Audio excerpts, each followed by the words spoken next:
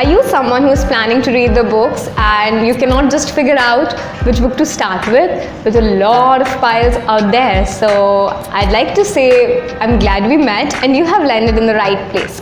So in today's session, we are going to discuss about 3 books that you can read if you have one of the 3 goals. First, you are planning into the habit of getting reading.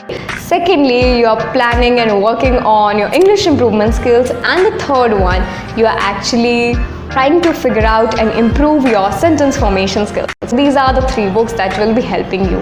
And most importantly, when I started reading, so I had experienced this myself, I used to find the books a little boring. So what used to happen, it still happens sometimes if I find the book boring. So I would just doze off somewhere in between the books. I've tried my best to suggest you that my top 3 books that have a very nice story that will catch all your attention. So it will in a way avoid the phase of dozing off somewhere in between the reading. And with this, we will start with today's session. So the first book everyone in the list is 3000 Stitches by Sudha Murthy. So it is one of my very favorite books. Sudha Murthy happens to be one of my favorite authors, and the tagline of the book says ordinary people and extraordinary life, and that is really one of the very nicest taglines I have seen comparing to the stories that are given in here. So first of all, this isn't a novel, it is more of a collection of stories. All the stories are written by the Sudha Murthy herself, and then this book is really nice book. So it contains a lot of stories. One of my favorite stories. It actually contains 11 stories, and the first story is the 3000 Stitches, by which goes the title of the book, the 3000 Stitches. So most of the stories are actually the life experiences derived from the life of Sudha Murthy, and it is one of my very favorite books. I'm repeating it again. So I properly remember the first time I interacted with the work of Sudha Murthy. If you all people must remember, it was in class 9th, and the chapter was How I Taught My Grandmother to Read, and that was the first time I read Sudha Murthy, and that was such an amazing story. It brought tears to my eyes, and ever since that time I sort of felt a connection with the writing of Sudha Murthy, and I think anyone who will read Sudha Murthy will feel that. So from that time onwards, I always look up to reading more and more work of Sudha Murthy. So yes, the first book is 3000 Stitches by Sudha Murthy. So why you should be reading this book? Because this is written in a very easy language. Once you will start reading, you will not be able to stop yourself.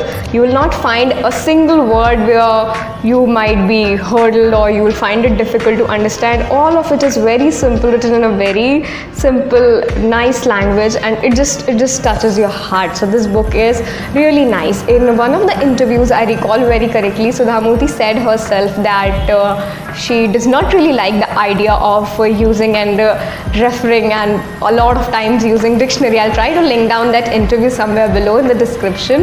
In that interview, she says she does not like the idea of using the dictionaries while reading, because that actually somewhere breaks your continuity with the reading, and I too felt with the thoughts. So you can really relate with this book. You should give it a shot. I got it from the Amazon.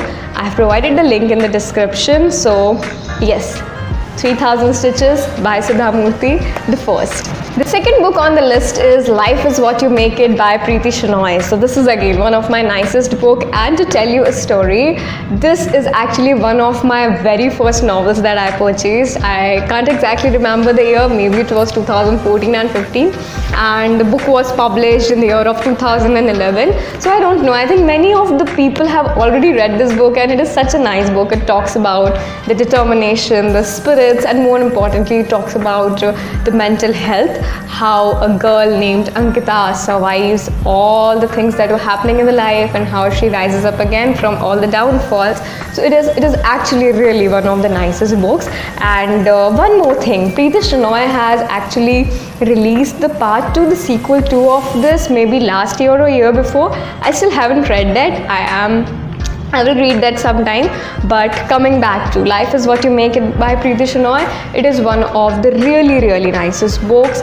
The story is very nice, the language is very nice, and if you are actually working on the conversation skills and most importantly on the sentence formation skills, Preeti Shenoy will actually help you with that. And in today's time, I really think that Preeti Shenoy is one of the underrated authors considering the timing of today.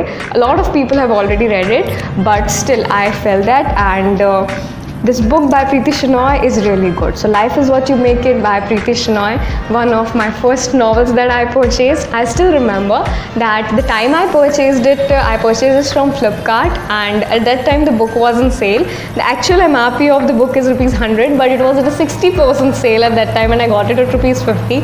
I was very happy at that time that at what a good discount rate I have got this book, and it is really a very good book. I have read it. I have lost the number of times I have read the book, and you should also read it for the three purposes: for improving your English, building up your conversation skills, and most importantly, if you want to get into the habit of reading.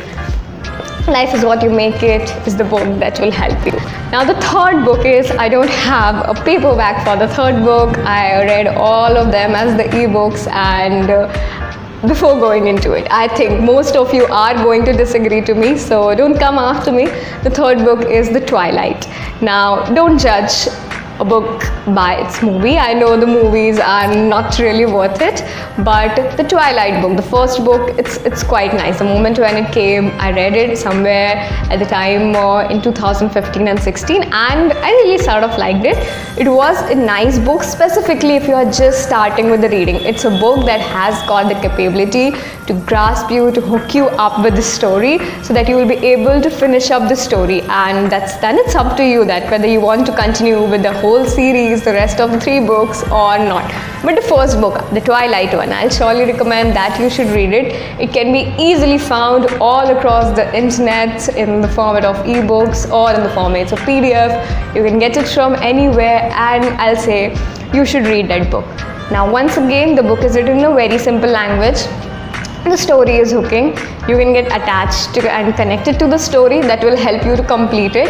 And the most important thing, it is actually written by a foreign author, not of the Indian origin. So you might actually find some phrases and the words that we generally do not use in our common day-to-day English conversation, specifically in India. So that once again will help you build up your sentence formation skills, and you can then decide whether you want to continue with the next three books of the series or not. So the third book in the series is Twilight.